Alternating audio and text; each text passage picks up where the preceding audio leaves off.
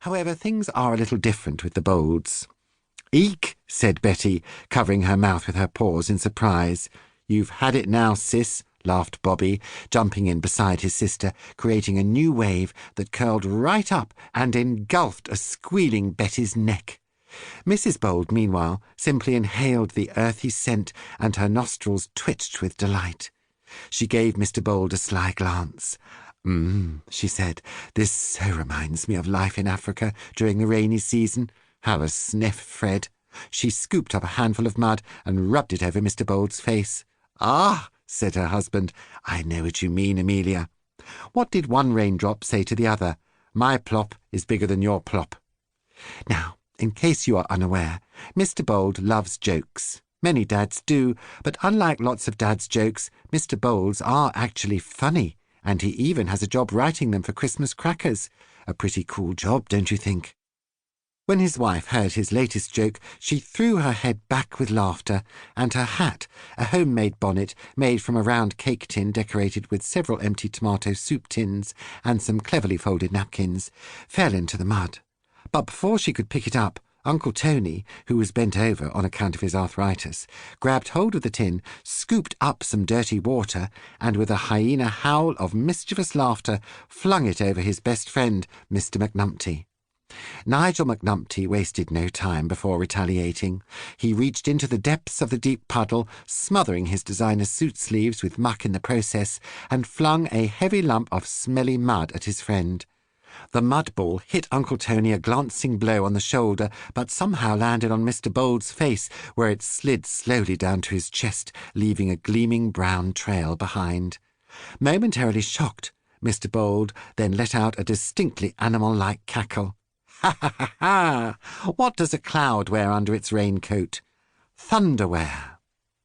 Mrs. Bold was so busy laughing at her husband's joke that she didn't notice Uncle Tony now creeping up behind her with Miranda perched on his shoulder and the cake tin full of water in her little monkey paws.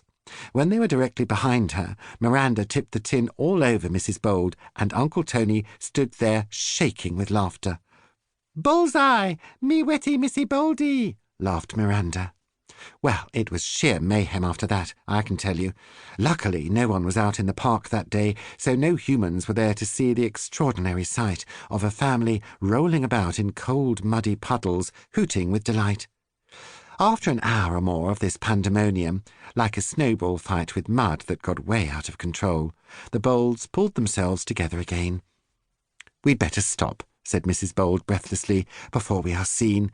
Please, Bobby, don't do that in the ferns. It's not at all human-like." Exhausted but exhilarated and very, very happy, hyena happy, they made their way home to 41 Fairfield Road. "Right," said Mr. Bold with a sigh when they were safely inside the house. "We'd better all get changed into some clean, dry clothes." There was a bit of a queue for the bathroom, but a couple of hours later everyone was clean and dry and sitting in the lounge enjoying hot buttered crumpets, slices of fruit cake and milky tea. The twins' best friend Minnie, the only human who knew the Bold secret, had come round. But being a human, she wasn't so keen on wet weather and couldn't understand why her friends had got themselves so muddy like that.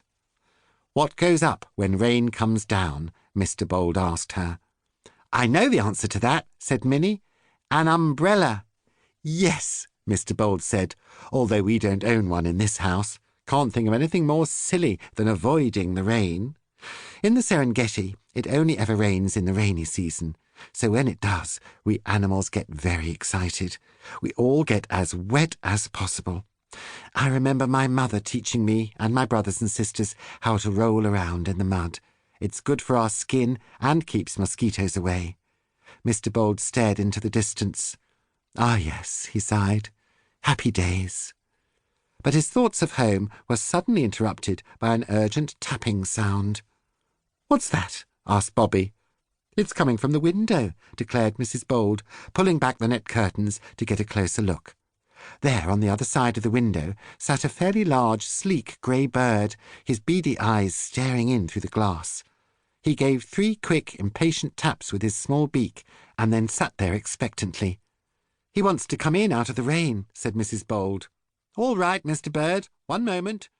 And she opened the window.